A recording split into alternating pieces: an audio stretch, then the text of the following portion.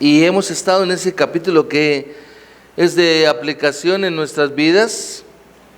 Y para quienes están tomando nota, el nombre de la enseñanza hoy es imitando a quien tenemos por Padre, ya entrando a todo este capítulo 5, que nos deja ver realmente que el apóstol Pablo continúa en su misma postura, en su misma manera, desde que entró a la parte de la aplicación, dejando ver que cada creyente debe andar acorde al llamado que ha recibido, como lo menciona en el capítulo 4, versículo 1.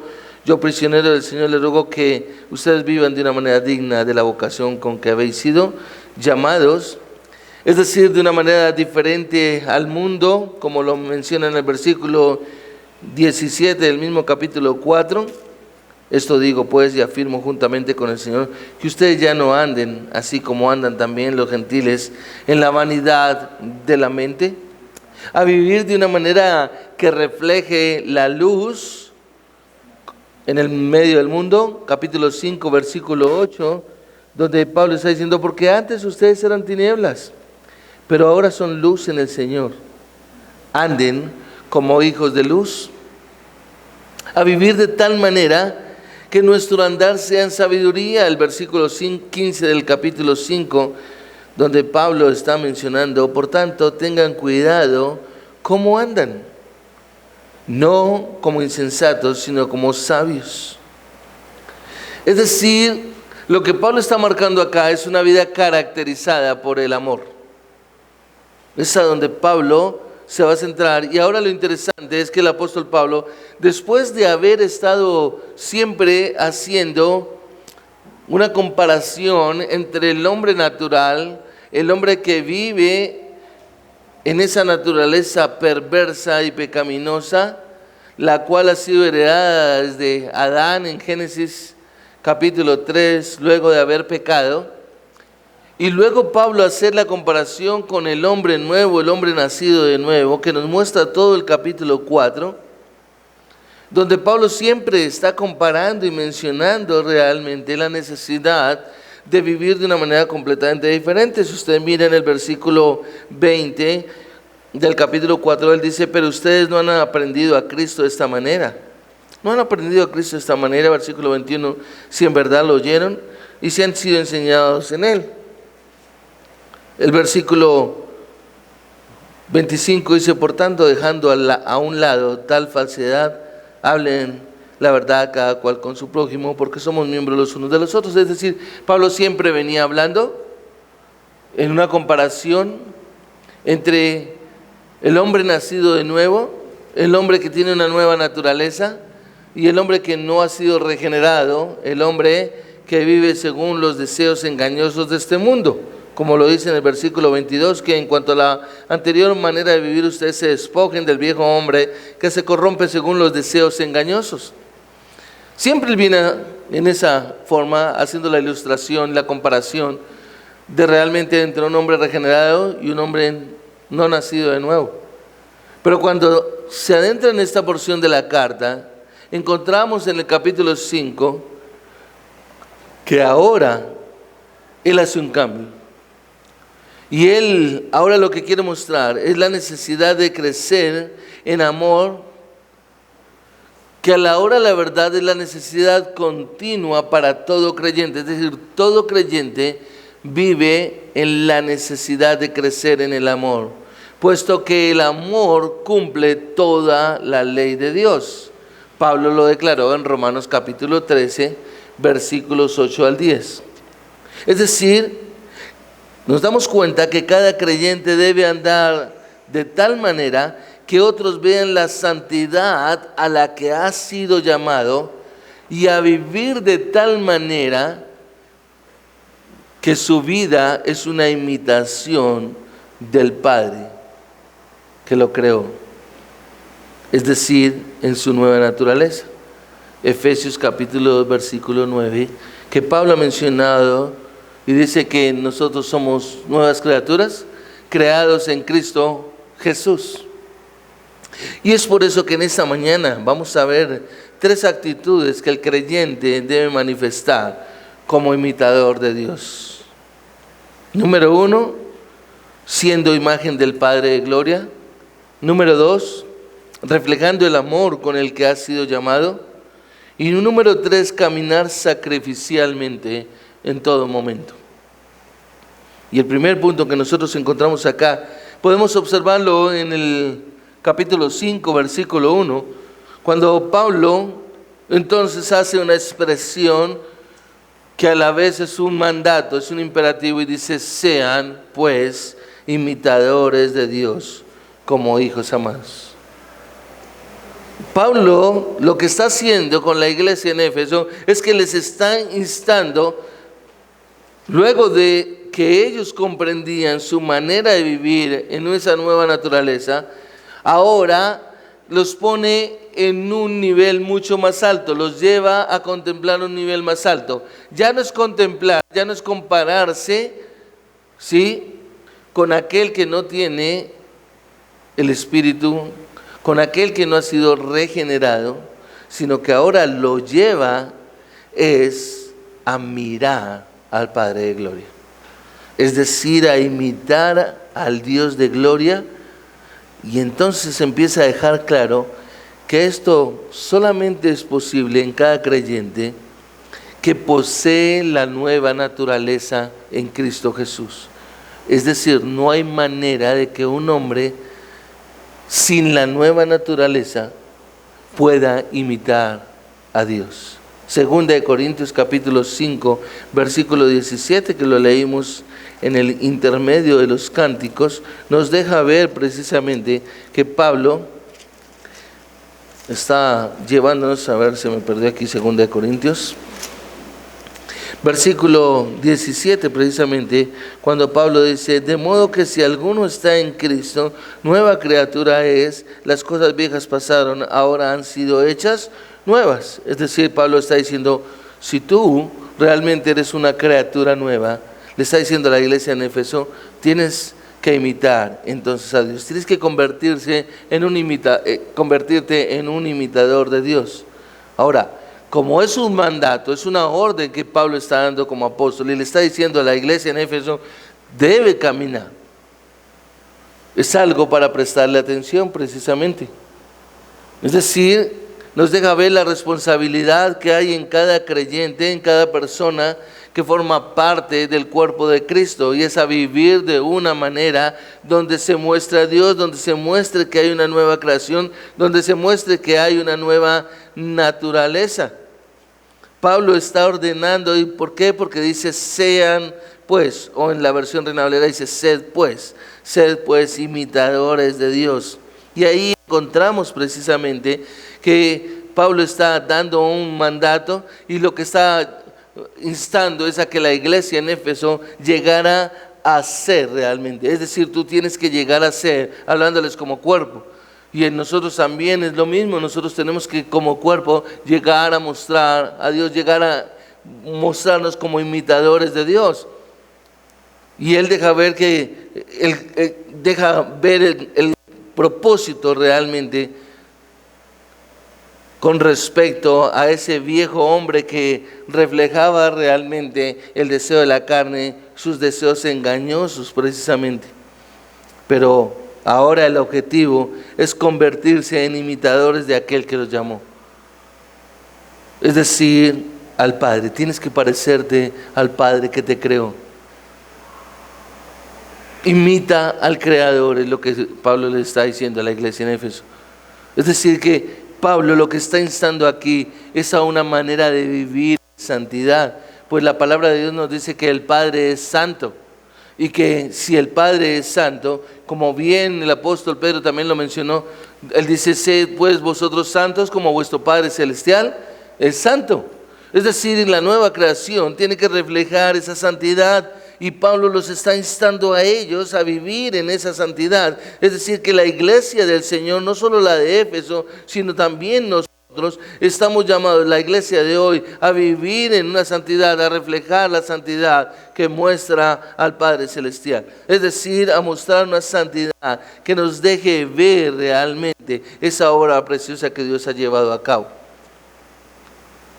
Porque cuando Pablo exhorta a la iglesia en Éfeso a dejar ese viejo hombre, que es el contexto que nos muestra aquí en el capítulo 4, realmente desde el versículo 17 en adelante, a dejar ese viejo hombre que está viciado, y lo que Pablo les está diciendo es que los está animando, los está exhortando a vivir de una manera que caracterice esa nueva creación, esa nueva naturaleza que se posee. Y nos lo deja ver en el versículo 32 del capítulo 4, cuando él dice: sean más bien amables unos con otros, misericordiosos, perdonándose unos a otros, así como también Dios, ¿qué hizo? Los perdonó en Cristo, les está diciendo. Es decir, cuando Pablo dice ese sean pues, que aparece en el original, ese pues, les está diciendo, les insta pues a vivir como imitadores de Dios. Ese pues tiene una connotación, no es que sea de aquí de la cultura paisa, en el lenguaje paisa que utiliza mucho el pues, sino que Pablo lo utiliza acá para mostrarles que les está instando a vivir de una manera completamente diferente, es decir, una manera que imite al Dios que les ha dado esa nueva creación, que ha hecho esa nueva creación. ¿Y a qué se refiere Pablo acá? Pablo está haciendo mención a lo que él ya les había explicado en el capítulo 1, versículo 4, cuando dice: en amor nos predestinó para ser adoptados como hijos suyos conforme al designio de su voluntad. En amor nos predestinó para ser adoptados como hijos suyos. Es decir, Pablo aquí deja ver la adopción a la que cada persona a la que Dios ha llamado ahora es como parte del cuerpo de Cristo, como la iglesia redimida en la sangre del Señor Jesucristo y como aquellos que van a imitar en santidad al Padre de Gloria. Es decir, a vivir de una manera completamente diferente.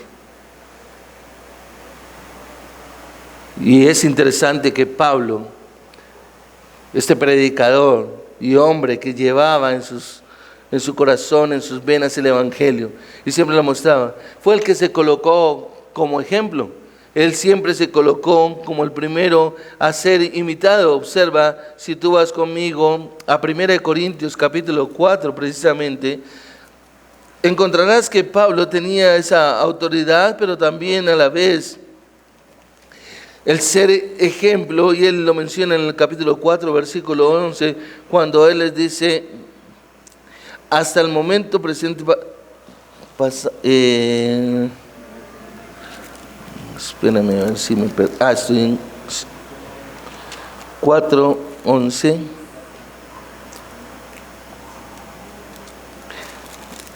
A ver si me perdí, me equivoqué aquí de... Ok, es el capítulo 11, versículo 1, que dice: sed pues imitadores de mí, como yo soy, ¿qué? Imitador de Cristo, como yo de Cristo. Es decir, Pablo reflejaba ¿a quién? Reflejaba a nuestro Señor Jesucristo. Y ahora él está instando a la iglesia en Éfeso a que sean imitadores de Dios. La pregunta es, y cuando nosotros pensamos en Dios, la Escritura nos dice que a Dios nadie le ha visto jamás. El Hijo unigénito, quien nos lo ha dado a conocer, entonces es a Cristo al que nosotros tenemos que mirar. Y por eso Pablo está mencionando: sed imitadores de mí, como también yo lo soy de Cristo. Es decir, en el corazón de Pablo había el anhelo por siempre parecerse a su Señor, por parecerse a Jesucristo. Era una constante.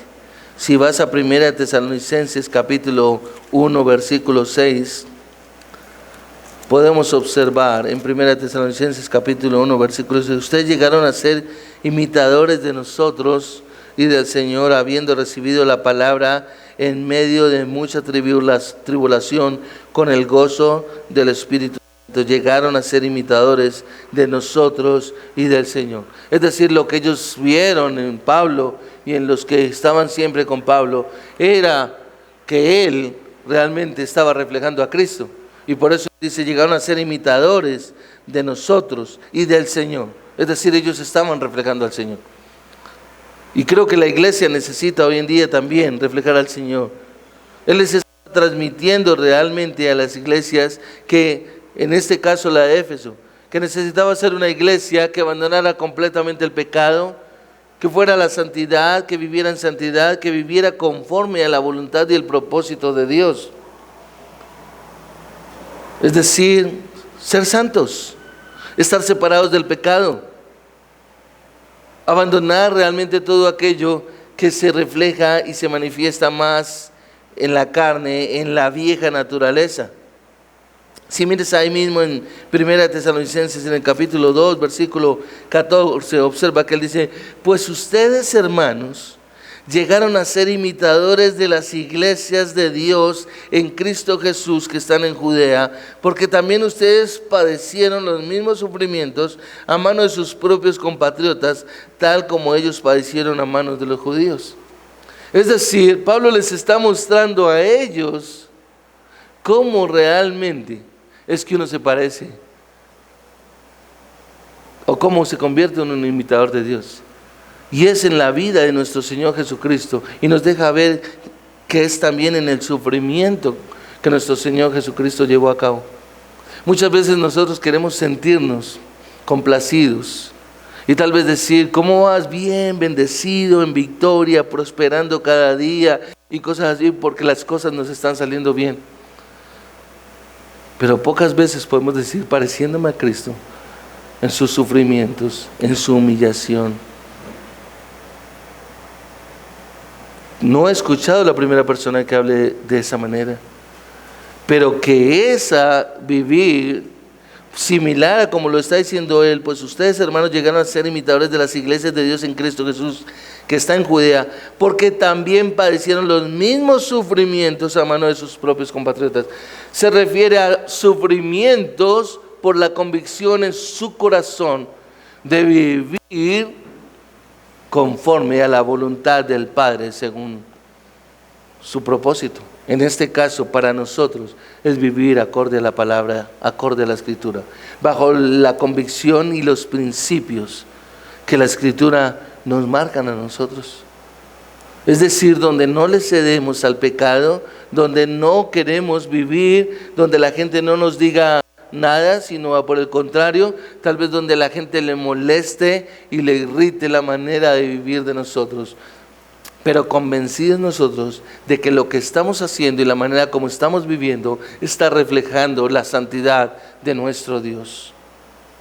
Es al Hijo de Dios al que nosotros tenemos que reflejar, es al Hijo de Dios al que nosotros tenemos que imitar, porque el Hijo es el que nos presenta al Padre. Es el Hijo de Dios el que vino y tomó forma de hombre, hecho semejante a los hombres. Tomó la actitud de siervo.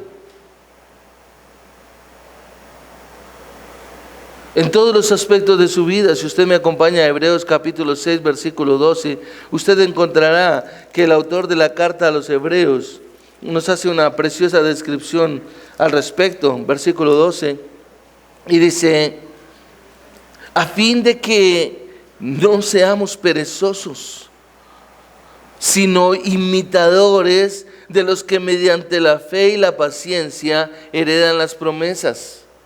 Es decir, que nosotros debemos ser esos hombres que en nuestra vida guardamos la convicción y la seguridad de que aun cuando vivamos situaciones difíciles, estemos haciendo la voluntad del Señor. Tenemos que mirar a Jesucristo, porque Él fue el que padeció dolor, el que sufrió humillación, el que fue avergonzado. Él vivió vergüenza, Él vivió maltrato, aun siendo el Rey de Gloria. Es decir, el mismo Dios Santo encarnado, que fue vituperado, que fue abofeteado y que fue ultrajado. Esa es la manera como nosotros podemos imitar a nuestro Dios. Por supuesto que la santidad a la que nosotros siempre estamos siendo llamados, y la iglesia siempre está siendo instada, es a vivir separados del pecado. Pero cuando nosotros vivimos separados del pecado, va a llegar este tipo de situaciones. Vamos a recibir burlas, tal vez humillación, vamos a ser tal vez avergonzados o vituperados. No sé si abofeteados como el Señor Jesucristo o ultrajados. Pero es el convencimiento de que nosotros queremos estar en obediencia al Padre. Porque cada hijo que ha sido redimido debe ser la reproducción de la piedad tal como se ve en la persona de nuestro Señor Jesucristo. Usted recordará que Romanos capítulo 8, versículo 29 nos dice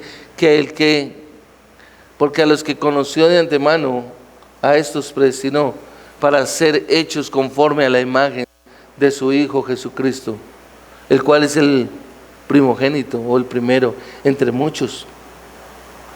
Ser hechos a la imagen de nuestro Señor Jesucristo.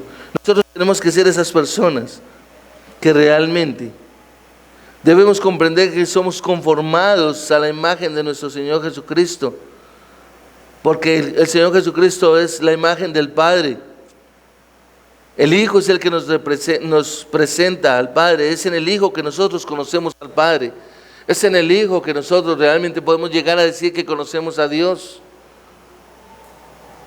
El versículo 3 de Hebreos capítulo 1 nos dice que el Hijo es el resplandor de la gloria de Dios y la imagen misma de su sustancia, y quien sustenta todas las cosas con la palabra de su poder.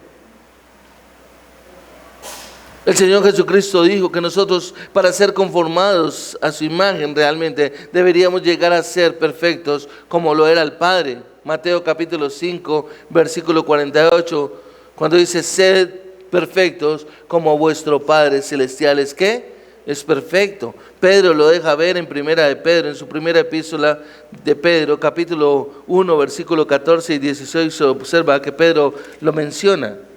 Y él dice en el versículo 14, como hijos obedientes, destaca la obediencia primero que todo, como hijos obedientes, no se conformen a los deseos que antes tenían en su ignorancia. Habla de un conocimiento, habla de que se conoce realmente. Pedro está dejando ver que hay un conocimiento, es decir, ya no hay ignorancia en ti, conoces realmente cuál es la voluntad del Padre. Entonces observa lo que dice ahora: sino que así como aquel que los llamó es santo, así también sean ustedes santos en toda su manera de vivir. Porque escrito está: sean santos porque yo soy santo. Es decir, hay un conocimiento, y cuando hay un conocimiento ya no hay ignorancia. Es decir, nosotros debemos esforzarnos. Y esta perfección tiene que ver con la madurez. Nunca podremos llegar a ser iguales al Padre. Pero cuando nosotros maduramos, cuando nosotros sabemos cuál es nuestra manera de vivir, de comportarnos, de actuar, conforme la Escritura nos lo está mencionando, entonces podemos hablar de que estamos madurando, de que estamos creciendo. Ahora, ¿a qué se refiere Pablo cuando él le está mencionando: sed pues imitadores de Dios? Y realmente nos está hablando en gran manera es de imitar su amor. Su amor es posible porque el amor de Dios ha sido derramado en nuestros corazones por el Espíritu Santo que nos fue dado. Romanos capítulo 5, versículo 5 dice que Dios ha derramado todo su amor en nuestros corazones. Nadie puede llegar a ser imitador de Dios sin estudiar la palabra, sin conocer la palabra, sin conocer la revelación del Dios Santo que está en la palabra, que está en la Escritura, y sin una presentación, digámoslo así, de sí mismo, de quién es Dios. Es decir, aquí estamos hablando de sus perfecciones, estamos hablando de sus atributos, la necesidad de que nosotros realmente no solamente sepamos unos nombres que son los atributos de Dios. Él es santo, Él es justo, Él es eterno, Él es supremo, Él es inmutable. Sí, claro, lo podemos decir, pero ese no es el tipo de conocimiento que nos está hablando la Escritura de conocer al Padre. El tipo de conocimiento al que se refiere la Escritura es que cuando yo comprendo esas perfecciones, me permite tener mayor intimidad con Él. Tener una intimidad con Él. Porque de lo contrario, puede estarme llenando de conocimiento. Un conocimiento teológico. Requiero es de una comunión, de una intimidad con Él. Entre más le conozco, más quiero estar con Él, más quiero hablar con Él.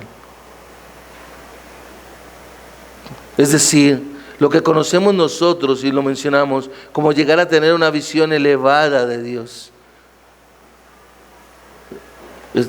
Es pensar cuando pecamos, cómo te he ofendido, cómo te pude fallar, Señor, cuando realmente tú me permites estar en comunión constante y permanente contigo.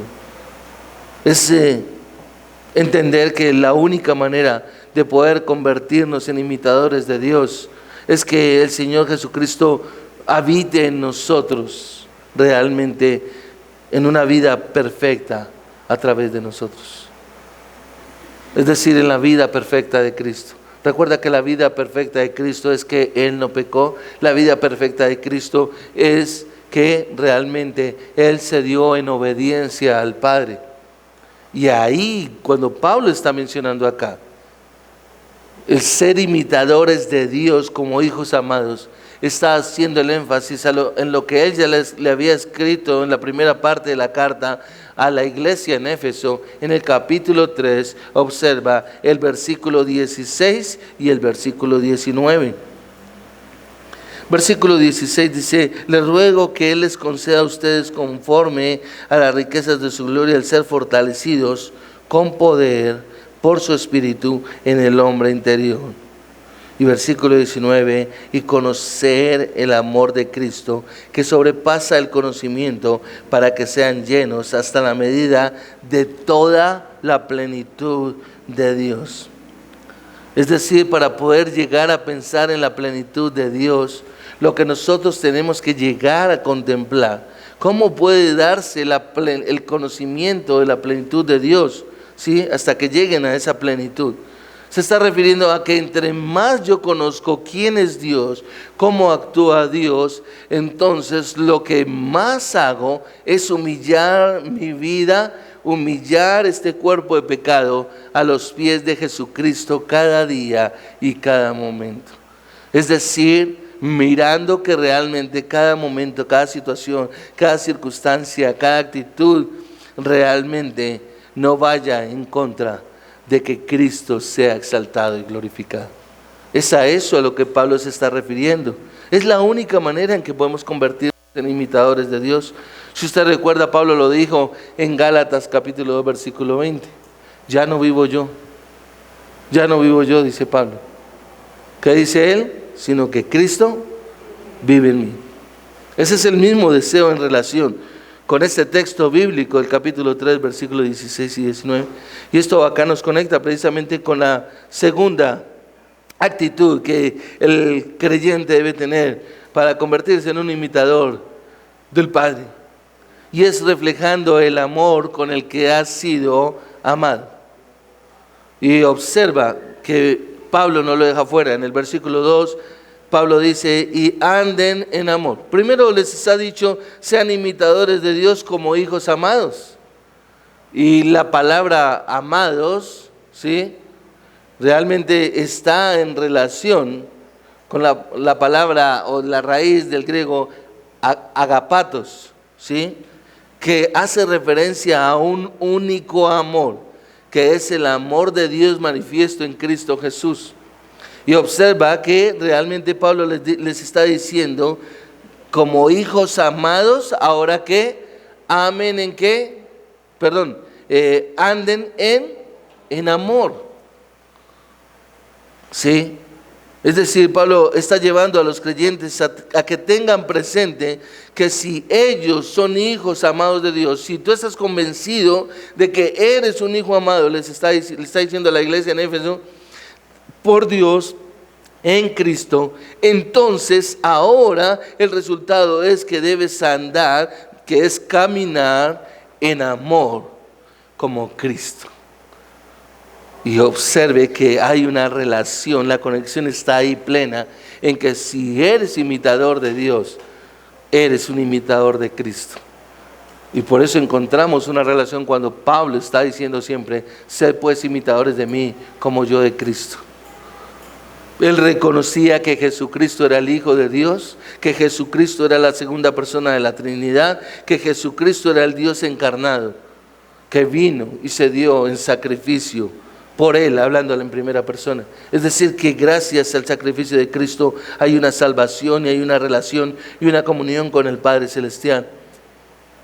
Por eso Él dice, como hijos amados, es decir, en ese único amor, el único amor que procede precisamente del Padre. Debes caminar. Primera de Corintios capítulo 16 versículo 14 nos dice que todas vuestras cosas sean hechas con amor. Es decir, en base a lo que Dios ha hecho, en lo que Dios es, porque Dios es amor. Es decir, vivir sometidos a la influencia controladora del Espíritu Santo. Pablo lo deja ver más adelante en ese mismo capítulo 5, cuando él dice, sed pues, no os embriaguéis con vino, versículo 18, en lo cual hay disolución, sino sed llenos del Espíritu. Sean llenos del Espíritu. Es decir, el ser llenos es vivir llenos de la palabra, es tener la palabra presente en nuestros corazones y es estar sometidos a esa influencia controladora del Espíritu. Es decir, donde lo que está a nuestro alrededor no nos controla. No quiere decir que seamos piedras, que no sentimos nada, no, se está refiriendo realmente a que nosotros estamos controlados por el Espíritu Santo, a que sabemos que Dios tiene el control de cada situación en nuestra vida, de que Dios realmente es el Dios soberano, es el Dios supremo, es el Rey que gobierna con poder y autoridad hasta la milésima de la milésima parte de una milésima de todo este universo. Es decir, no hay absolutamente nada que esté fuera del control de Dios. Y mi mente lo sabe, mi alma lo sabe, mi espíritu lo sabe, como dice, y por eso el salmista dice en el Salmo 103, bendice alma mía al Señor y bendiga todo mi ser su santo nombre. Bendice alma mía al Señor y no olvides ninguno de sus beneficios. Es el Dios que está al control de todas las cosas. Y es eso lo que produce el Espíritu Santo. Ahora, podemos decir que es natural que los hijos sean semejantes a sus padres. Tienen la misma naturaleza de sus padres y de manera instintiva imitan acciones y conductas de sus padres. Y uno personalmente se complace cuando los hijos imitan cosas de uno que son buenas. Tiago me decía anoche, papi, ayer me parecí mucho a ti. Y yo, sí, ¿por qué? Porque me lavé los dientes, me pasé la seda dental y me bañé y todo. Y yo dije, ok, chévere, me alegra mucho. Claro que nos alegra.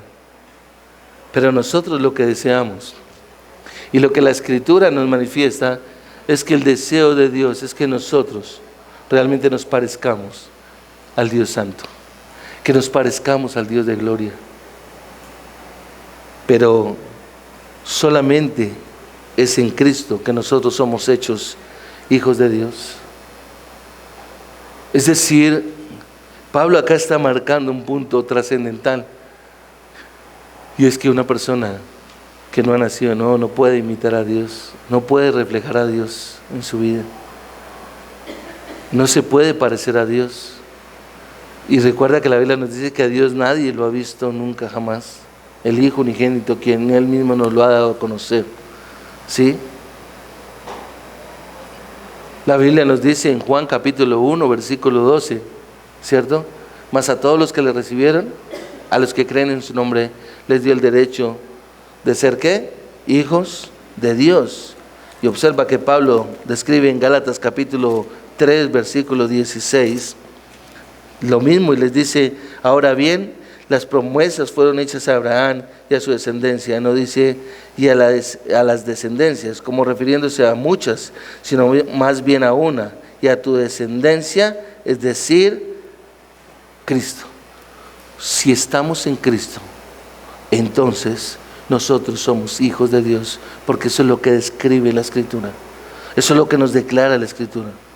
Y como bien entonces lo mencionó Pablo en el capítulo 1, versículo 5, nosotros hemos sido predestinados para ser adoptados como hijos de Dios. Ese es un fundamento, ese es un principio donde nosotros necesitamos descansar, donde necesitamos pararnos. Yo soy un hijo de Dios.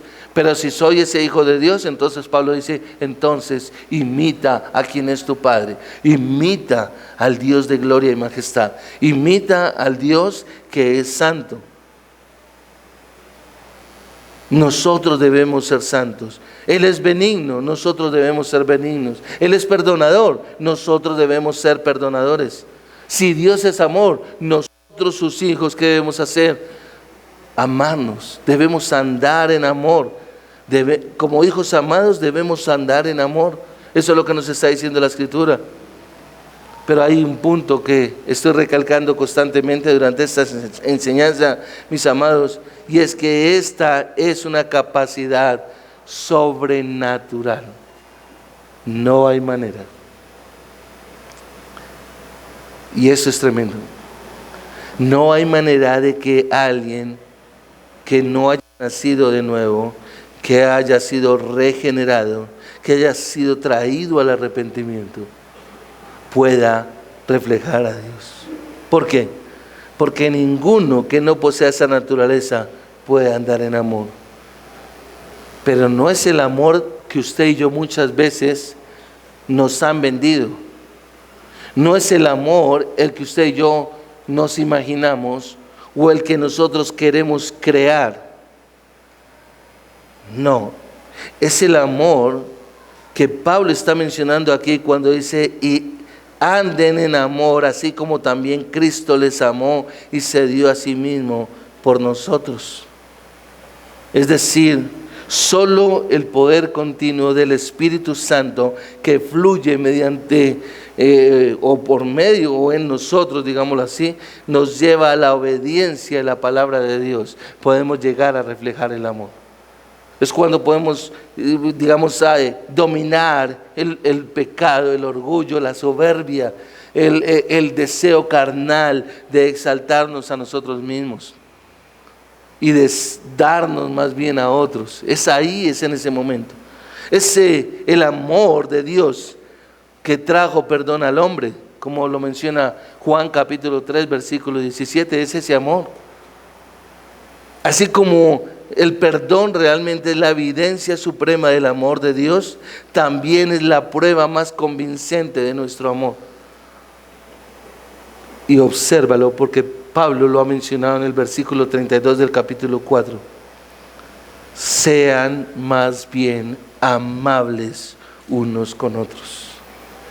Pero no para ahí. Observa el texto, por favor.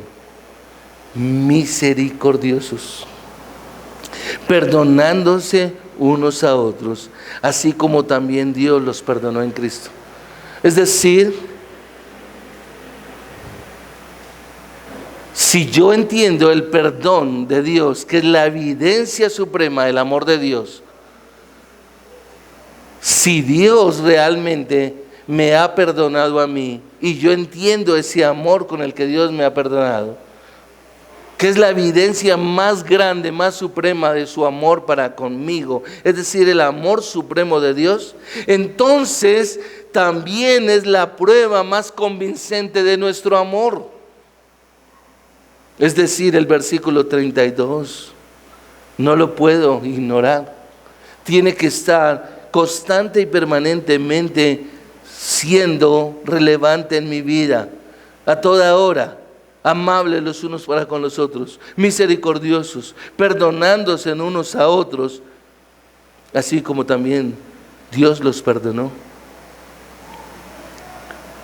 Y escucha esto, mi amado. Nada, absolutamente nada, demuestra con mayor claridad un corazón endurecido y carente de amor que la falta de perdón. Cuando no hay perdón, la gente no puede decir que ama. Es tan delicado hoy que vamos a presentar o vamos a celebrar la Santa Cena. Es tremendo. Porque ¿cuántas personas llegan a celebrar la Santa Cena teniendo odio en su corazón, teniendo rencor en su corazón, teniendo rencilla en su corazón dentro de las congregaciones?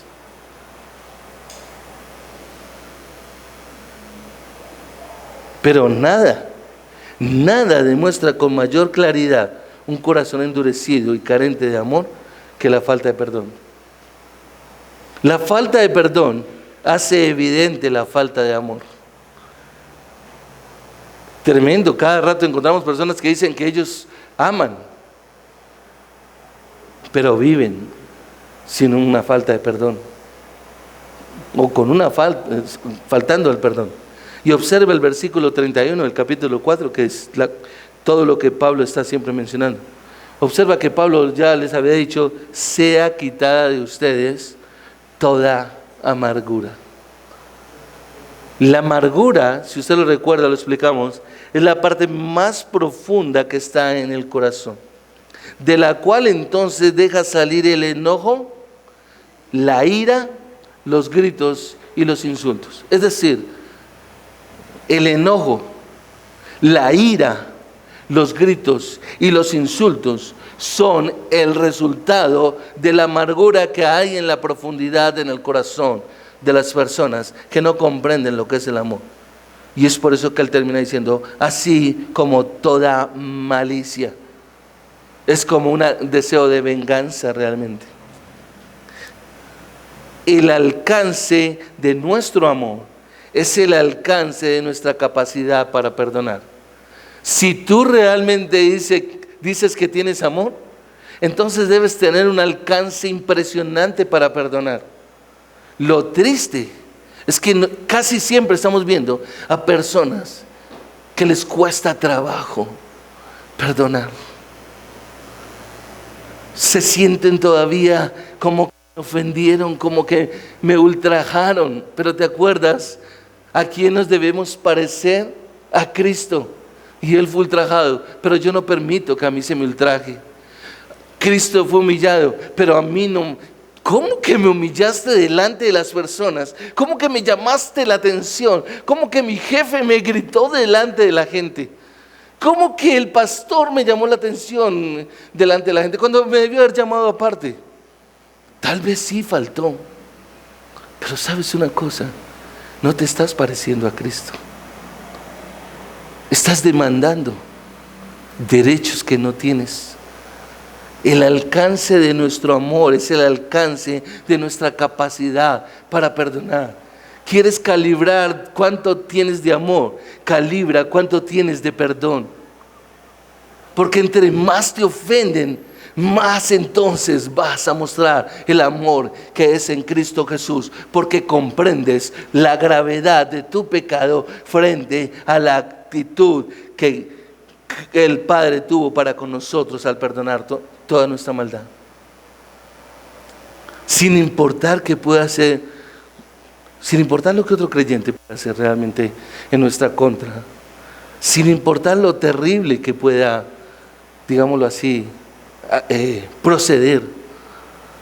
De alguna manera, tal vez como algunos en el ministerio no lo ha vivido, en el caso mío 25 años, de forma destructiva, o tal vez de forma injustificada, la que sea, no importa.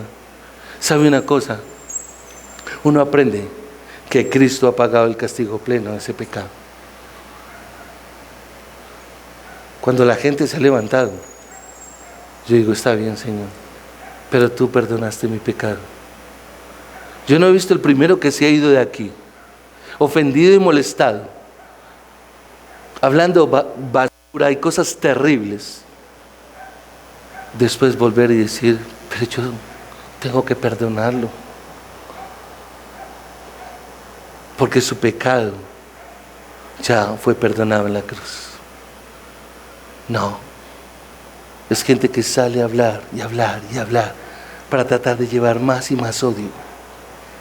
Pero ¿sabes una cosa? Este texto me deja ver que no se parecen a Cristo, que el problema no es mío, el problema es del corazón,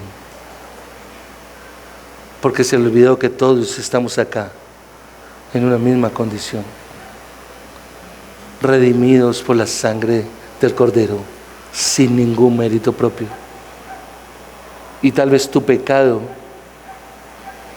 así fuese más grande que el mío, no me amerita para mirarte de una manera diferente o juzgarte. No importa, iglesia, no importa cuánto puedan lastimarnos, no importa cuánto puedan calumniarnos, no importa cuánto puedan perseguirnos o incluso hacernos daño, como lo ha pretendido mucha gente. ¿Sabe una cosa?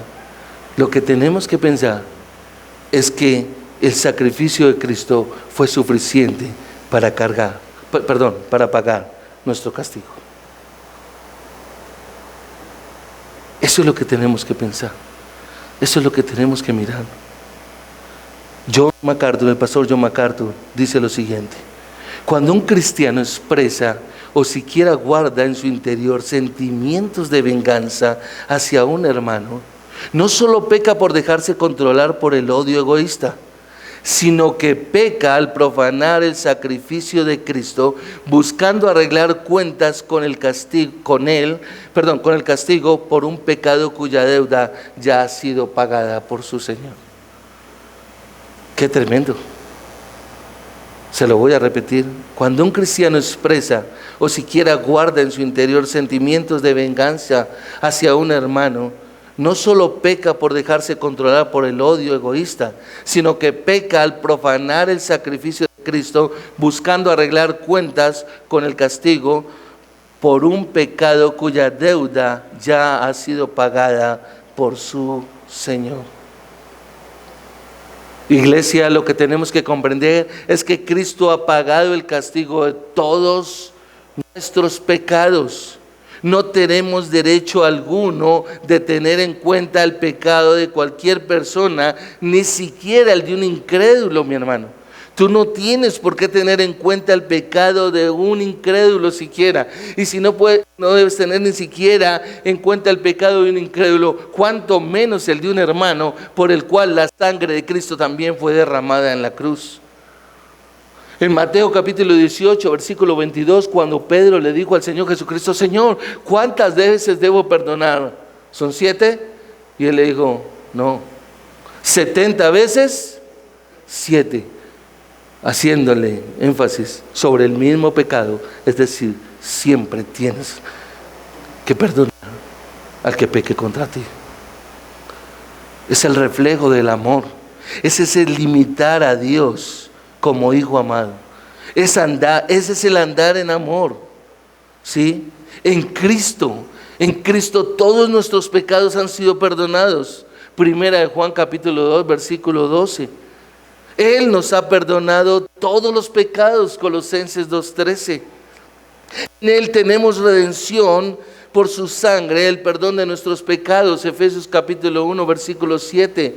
En Él tenemos redención de nuestros pecados por su sangre.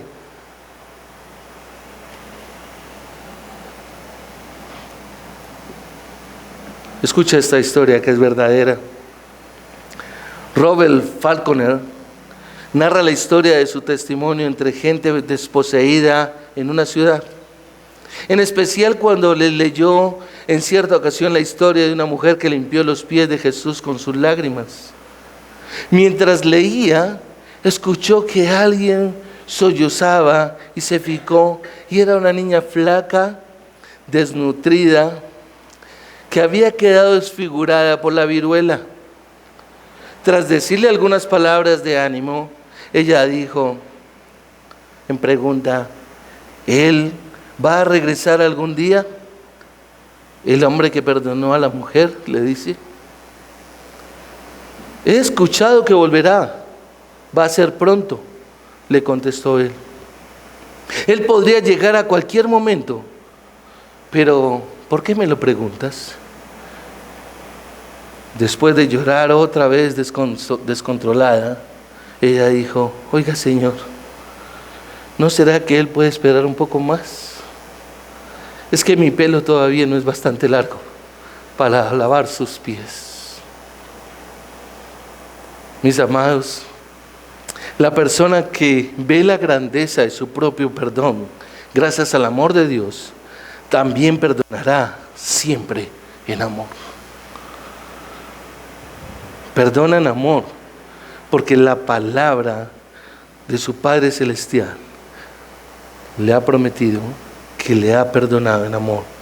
Y su deseo, entonces, debe ser imitar al Padre. Nuestros conflictos, mis hermanos, es de nuestro egoísmo, es de nuestro orgullo, es de hacer valer lo que en realidad nosotros no somos. Esto nos conecta con el tercer y último actitud que debemos tener, y es caminar sacrificialmente en todo momento. Observa la parte de B del versículo 2. Así como también Cristo les amó y se dio a sí mismo por nosotros, ofrenda y sacrificio a Dios como fragante aroma. En la profesión de la confección siempre se utiliza un tipo de patrón, es decir, unos moldes, un molde para cortar.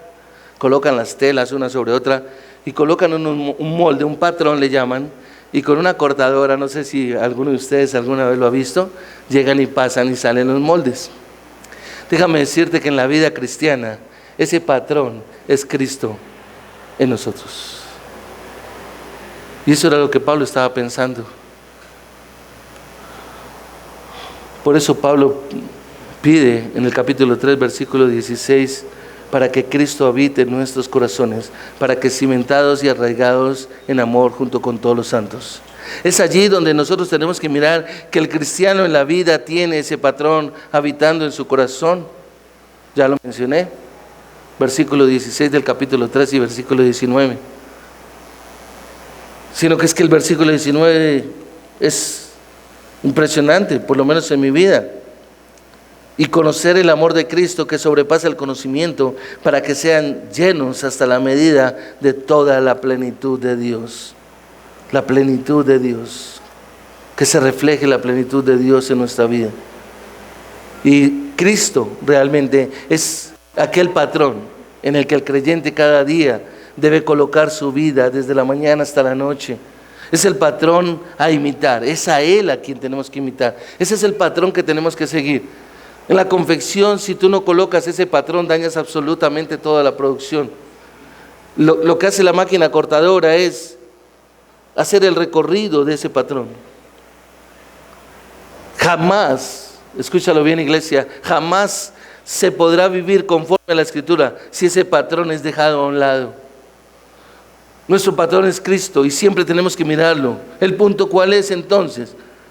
Es que el Espíritu Santo es el que nos modela a Cristo como es el Hijo de Dios.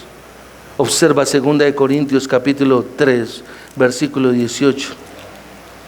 2 Corintios 3, 18.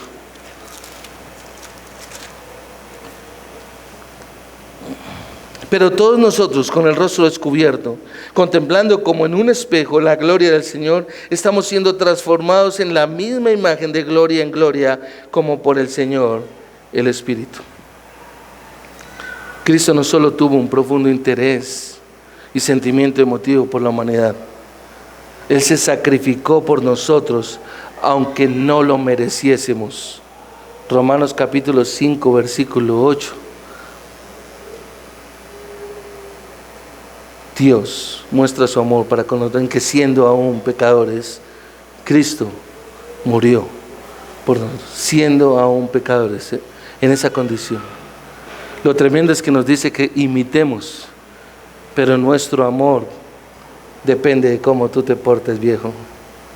Depende de cómo tú me hables. Depende de lo que tú me des. Ese es un amor perverso, satánico. El amor de Cristo es un amor sacrificial completamente. Ahora, aquí cabe una pregunta, si tú observas el texto, porque dice, así como también Cristo les amó y se dio a sí mismo por nosotros. ¿Qué significa que se entregó a sí mismo por nosotros? ¿Qué significa que Cristo se entregó por nosotros? Significa que tomó nuestro pecado sobre sí, pagando su castigo pleno en nuestro lugar, a nuestro favor. ¿Qué significa que se entregó por nosotros? Significa que nos ama por causa de dar, sin obtener nada a cambio. ¿Qué significa que se entregó por nosotros? Significa realmente que Dios no impone condiciones para su amor hacia nosotros, pero que manda amar a otros sin condiciones. ¿Qué significa entonces que Cristo se dio a sí mismo por nosotros? Significa que el amor, aunque estamos llamados a dar, debe permanecer por toda nuestra vida, porque el amor nunca deja de ser. 1 Corintios capítulo 13. ¿Qué significa que Cristo se dio a sí mismo por nosotros? Significa que siempre debo tener presente que el amor de Dios ha sido derramado en nuestros corazones. Es un amor inmerecido por el cual no estamos llamados a limitarlo o a quitarlo según nuestra conveniencia. No lo podemos quitar. Dice la palabra, y conocer el amor de Cristo que sobrepasa todo entendimiento. Efesios 3:19. ¿Qué significa entonces que Cristo se haya dado a sí mismo por nosotros? Significa que el amor de Dios no es solo perdonador e incondicional, sino que también es permanente al sacrificio, como Cristo se entregó a sí mismo una sola vez y para siempre, mi amado. Para siempre se entregó. No es un amor condicionado. Horas antes de que el Señor Jesucristo fuera a ser entregado, fuera a ser arrestado, estaba celebrando la Santa Cena, la cual instituyó. Pero ¿sabes qué? Cuando Él iba a ser arrestado y traicionado, Él estaba experimentando lo que iba a ser la humillación, estaba experimentando lo que era la aflicción. Pero ¿sabe qué es lo triste, mi amado?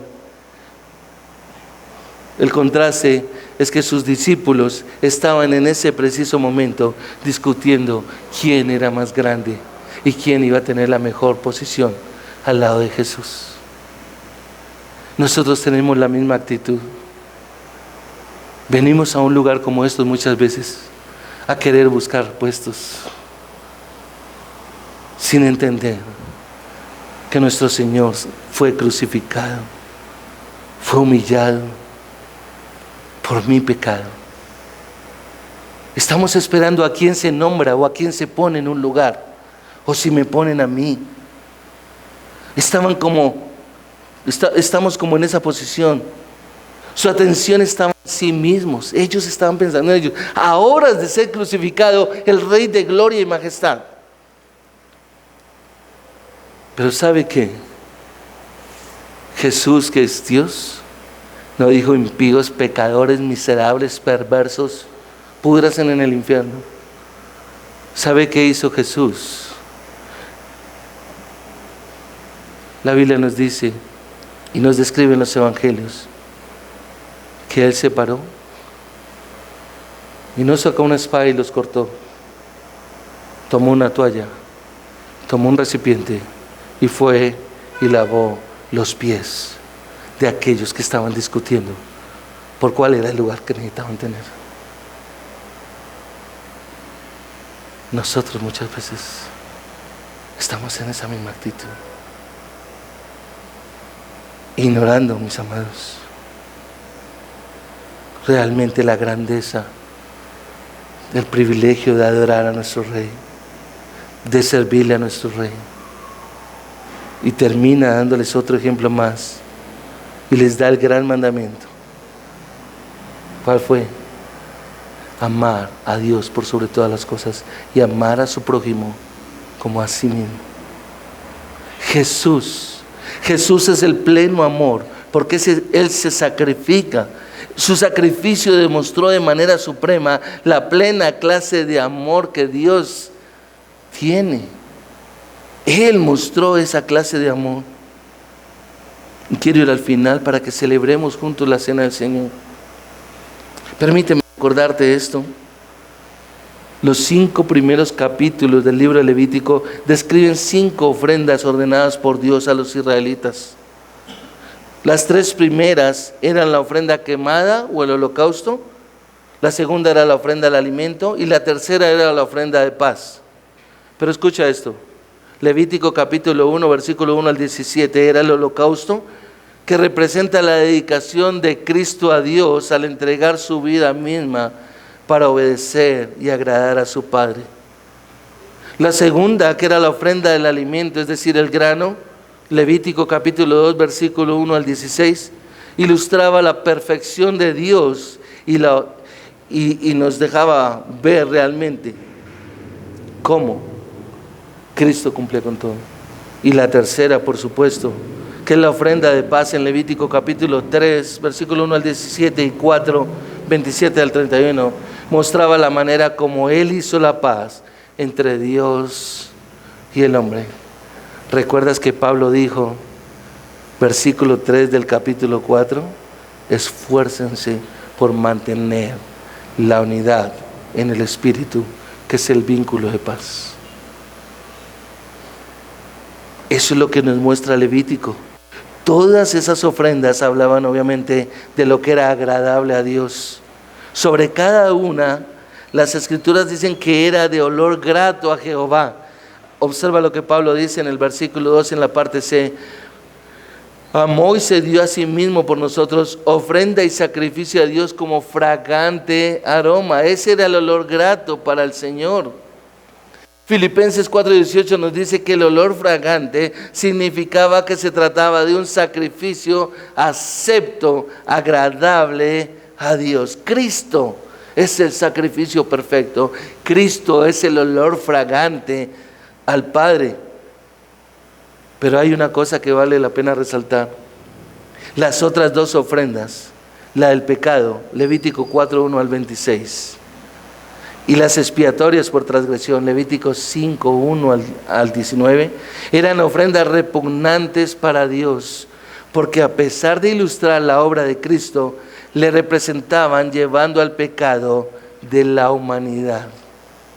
Estas ofrendas eran un símbolo realmente del momento en el que el Padre dio la espalda a su propio Hijo, por cuanto, como dice la Escritura, al que no conoció pecado, por nosotros se hizo pecado, para que nosotros fuéramos hechos justicia de Dios en Él. Aquel momento en el que Jesús exclamó desde la cruz, Elí, Elí, lama sabactani, Dios mío, ¿por qué me has desamparado? Mientras nuestro Señor Jesucristo llevó sobre sí todo el pecado de toda la humanidad, hablando sin distinción, griego, gentil, judío, escita, libre o esclavo, hombre o mujer, Dios no le vio, ni se regocijó, ni tuvo complacencia de él. Pero cuando realmente el Padre levantó a nuestro Señor Jesucristo de entre los muertos, el sacrificio por el cual fue hecho pecado se convirtió en el sacrificio que conquistó para siempre al pecado. Y ese es el olor fragante que nosotros tenemos que ver. Ese olor fragante esparce su fragancia a todos los que están en la tierra y se colocan bajo la gracia del sacrificio de nuestro Señor Jesucristo. Y esparcirá su fragancia a lo largo y ancho del cielo por toda absolutamente la eternidad. En pocas palabras, mis amados, ser imitadores de Dios como hijos amados, andar en amor, así como Cristo nos amó y se dio a sí mismo por nosotros. Nuestra vida debería agradar a Dios como un sacrificio de olor fragante. Pablo les recordó a los creyentes en Éfeso que desde el Antiguo Testamento Cristo era ese olor fragante, la ofrenda que se esperaba para suplir la expiación completa una vez y para siempre. Ese es el motivo por el cual cada creyente debe convertirse en un imitador de Dios para mostrar a Cristo en su vida. Vamos a orar.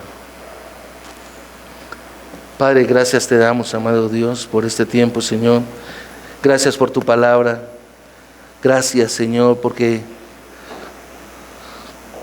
hoy con mayor regocijo, Señor, podemos celebrar la Santa Cena, Señor. Gracias porque hoy, Señor, podemos recordar, Señor, que la obra de nuestro Señor Jesucristo, una obra completamente irrepetible, inimaginable, Señor, dentro de nuestra vida, nos permite, Señor, conocerte a ti, Padre de la Gloria. Ayúdanos, es nuestro ruego, ayúdanos para que nosotros nos parezcamos más a Cristo, para que nosotros seamos imitadores de Cristo, porque Cristo es el reflejo de tu gloria.